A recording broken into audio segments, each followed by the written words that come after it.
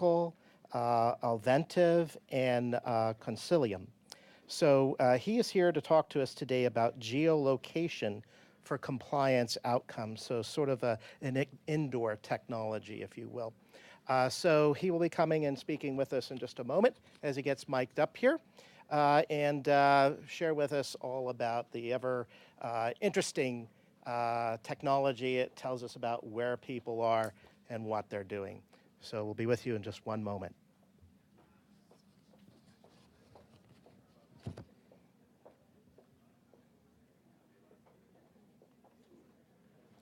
All right, and please welcome Deepak. Thank you. Thank you. So, hang on, let me make sure. Okay. So all morning, all day, you've heard all this statistics around mobile adoption and so on. So that's not what I'm here to talk about. The only purpose behind this slide was to say, yeah, mobile, there's deep penetration in terms of devices and so on, but people are really interested in using it for health purposes. So it's not just for work or for social engagement and so on. Health is an important reason, or the uses of these mobile devices in health has also picked up significantly, and people want to do it. So it's not, you don't have to force them to do it. People want to do it. And then on the other hand, we have all these initiatives. When you talk to the provider side, and all of them have initiatives in place around smart engagement or engaging better. We've heard a lot today about the importance of the relationship and so on. So they want to build up this engagement. And so there are initiatives on the provider side, so meaning they are motivated too. So our job as innovators is to how do you bring these two things together? And I'm just going to give you some food for thought about how these things can come together. What SoloMo does is we are in the indoor location technology space. Essentially, what we do is very simple. It's very easy to grasp. Fundamentally, what we can do is we can tell where anybody is at any given time in an indoor space very accurately, and we can collect analytics on their movement. So for example, we could tell exactly how many people are in this room and who's sitting or which chairs are being occupied. We can tell what's the dwell time. How long are you sitting here? We can tell whether this is the first time you came into this room or you're a repeat visitor, in other words. We know your path of travel inside this entire convention space.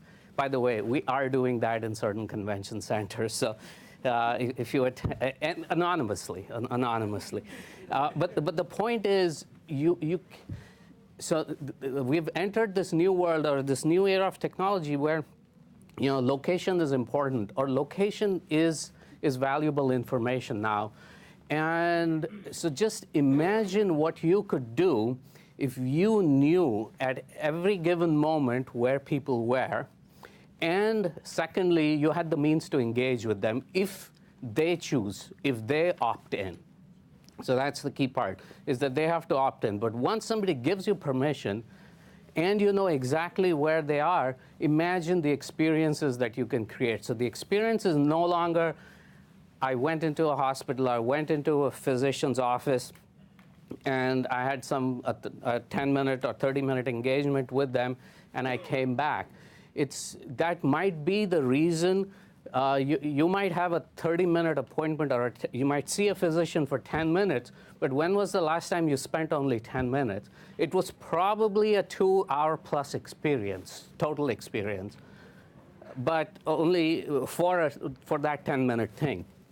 And so imagine if you knew where everybody was and you could engage with them. So I'll give you sort of 4 examples or 4 things that we are doing and in the healthcare context. And I'll start with a story. So a few months ago, at a meeting with the CMO of a very large university hospital system in Chicago, I asked the simple question, do you know who comes to your hospital? And he said, I mean, he looked at me funny. He said, of course I know who comes to my hospital. I said, how do you know? He said, well, we have I can tell you right up to this minute, I have an online analytics that I can tell you how many patients we've treated. I have that in real time. He's very proud of his new system and so on. So I said, but is that all who comes to your hospital? And that's what got him thinking. He said, yes. He said, now I realize what you're saying. So it's not just patients who come to the hospital. It is a whole bunch of other people. In fact, there's more non-patients who are inside the hospital at any given time than patients. And so when we talk about understanding behavior, how do you impact patient experience, it's not just about putting flat screen TVs in patient rooms and putting a new Starbucks in the lobby. That doesn't go very far. It is how do I know or understanding how people are flowing through my hospital? Where are they spending time? How many people are coming back for this given condition? Are people coming back more frequently? Not just the patient, but who's along with them. How frequently do they come back? And which parts of my hospital are they spending time in? So that fundamental analytics around, who is in there, where are they going, is new insights that they've never had.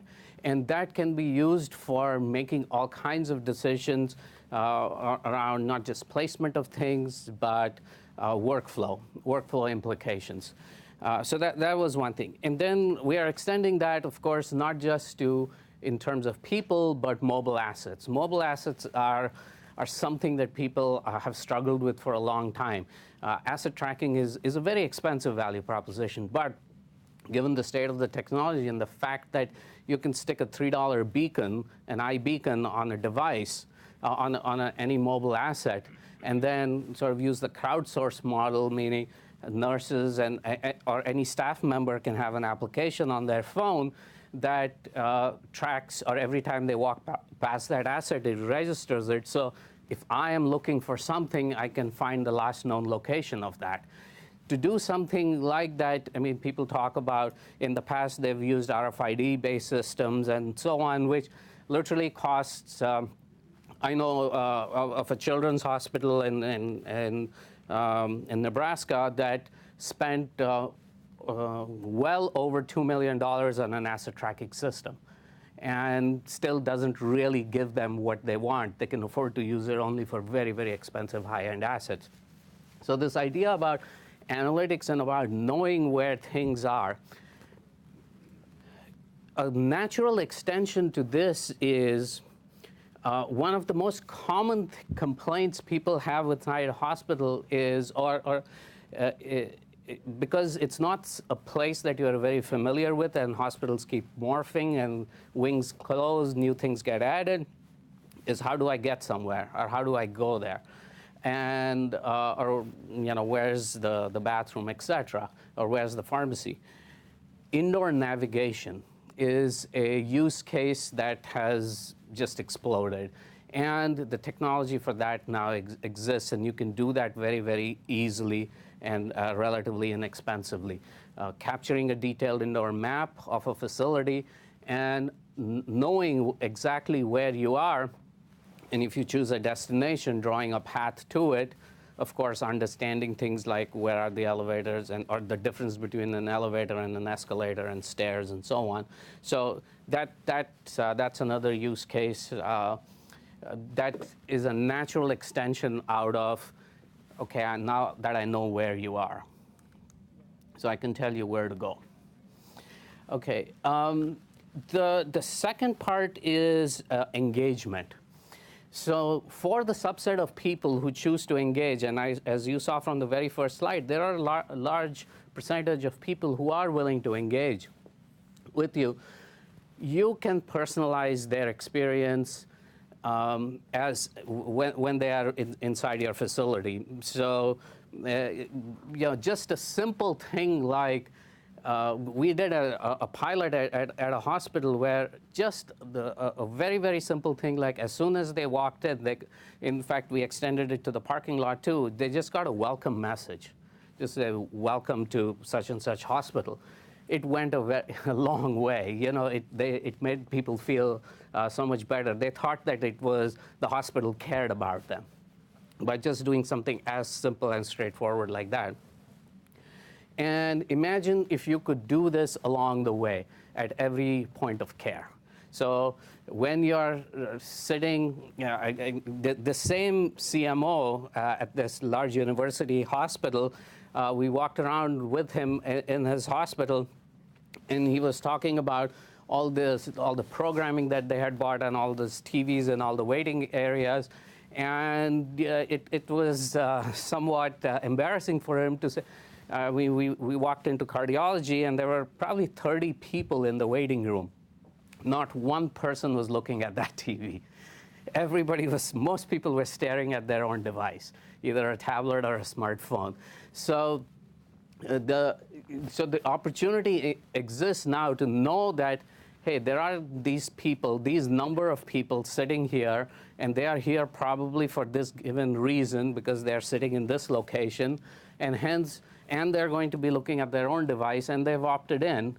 So why don't you engage them through that, as opposed to trying to do something through an external device? So this idea about engaging people based on where they are with personalized messaging if they have opted in.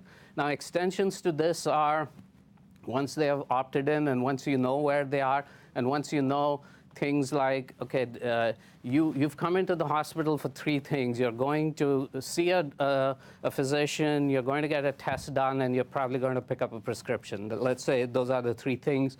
Hospital knows this. And they know that the physician is running 45 minutes late. There's nothing they can do about that. And they know that there is no waiting at the lab. Why don't you dynamically reschedule them? Because you know these things and you can act upon them. So it's not just about, welcome to the hospital. It's showing that you care, and you can dynamically reschedule, given the fact that you know their location, and you know wait times, and you know scheduling challenges. So this idea about these are just examples. So educating throughout the visit, and educating not just the patient, but educating everybody around them, the caregivers and anybody who came along with them. Why is this important? Because ultimately, you're going to get feedback. And in the past, patient experience was a feel-good thing. And yes, if you did well, you patted yourself on the back. If you didn't do well, you just wrote a memo that said, we should do better. But now it's costing them money. And they know that. And often it's the difference. It's their margin at the end of the day under value-based pricing. So they have to do something about this. And we've heard about micro-surveys. So that's an idea that we've been piloting, where at the point of care, you ask them just a simple question: rate my hospital, 1 to 5 stars. That's all. So as soon as you check in, you say, how was the registration experience? How was how was your doctor visit? How was the pharmacy experience? How was the lab experience? How was the parking experience? All that. Just rate my hospital 1 to 5 stars. Just gathering that feedback, so that so of course summarizing it, analyzing it, and so on is much more actionable than all the press gainy stuff that they get today that they spend a lot of money on. And we all know the challenges with press gainy, but the fact that, I mean, they'll continue to use that, et cetera, but there is nothing that they can do about it because most of it is after the fact.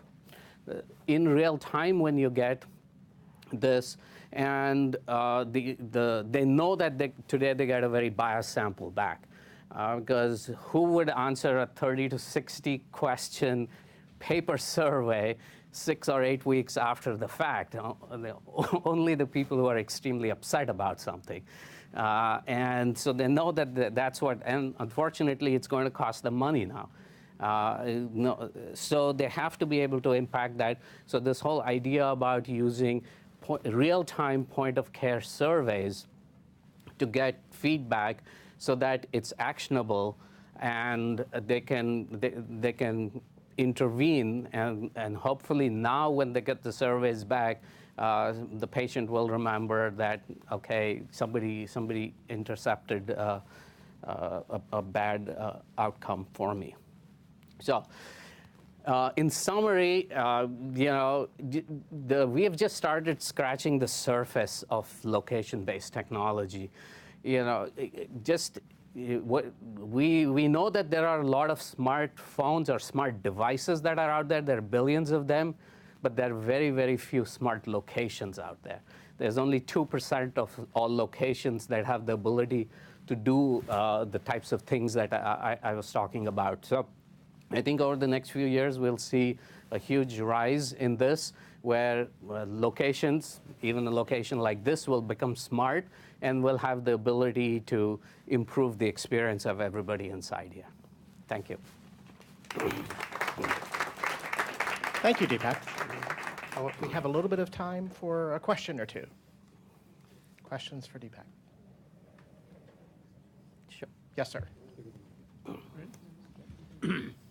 Where are you guys with this kind of geofencing activity outdoors? Outdoors? Yeah. Oh, so outdoor geofencing has been around for a very long time, or a very long time meaning at least 5 years. So the way to think of it is it's a continuum. Outdoor geofencing, the accuracy, it can be measured in the order of magnitude is 10 to 15 meters. Okay, outdoor geofencing. Indoor geofencing is a lot more accurate. I mean, we can get down to inches. So if we wanted to study, for example, people in a sporting venue, Yes. Like a ballpark or Yep. an amphitheater or whatever, Yep. we might not always be able to tell who was in the cheap seats and who was in the box seats because of that 30 yards. Is that true? Or could we do better than that? In a stadium, so for example, the largest single location where we do, our platform is implemented is the Las Vegas Convention Center. So that's a huge venue. So if any of you attend any event at the convention center, we're tracking you anonymously, of course. But we are able to tell where you're moving, how many times you went to which booth. And so we can tell down to the actual individual exhibitor booth. So it's the accuracy level indoors is inches. Okay. Yeah. Okay. And you'd mentioned tracking people. Sorry, Yep. I'll piggyback on my question if I might. Supposing I've recruited a bunch of people and I want to then interview them, do I Yep. have to put your $3 widget on there to know? And I guess that's No, that's no. a local broad. No. I want to not just track Yeah. people in general. I want to Yeah. track Francine, who told me she'd be Yes. willing to take an interview in the 7th inning stretch or Yeah. whatever. Exactly. That's doable. The sensor, the person is the sensor in terms of your phone. So as long as you have your phone or any kind of wearable that is emitting Wi-Fi or Bluetooth, that's the sensor. So you don't need anything extra on the individual. Yes, as long as they've opted in, you can tell that. Deepak, thank you so much for a great presentation. Very exciting.